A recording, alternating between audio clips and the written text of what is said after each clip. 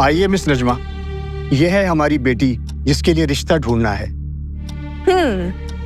Height average, wait थोड़ा ज्यादा ही है, रंग सांवला, चेहरे पर 1-2 पिंपल्स भी हैं। इस रिश्ते के मैं पूरे 5 लाख लूंगी।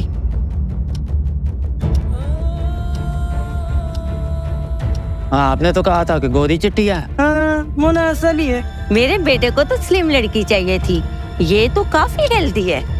इसको खाना पकाना भी आता है, ये सिर्फ चाय बनाती है। हाँ, आपने तो कहा था कि गोरी चिट्टी मेरे है। बेटे को तो स्लिम लड़की चाहिए। खाना पकाना भी आता है। एजुकेटेड है। मुझसे भी तो कोई पूछे।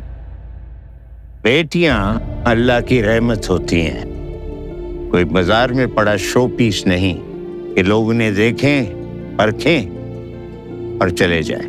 आइए हम अपनी बेटियों को अपना रिश्ता ढूंढने का इख्तियार दें और उनकी भी पसंद नापसंद का एहतराम करें। आपका रिश्ता आपके हाथ में।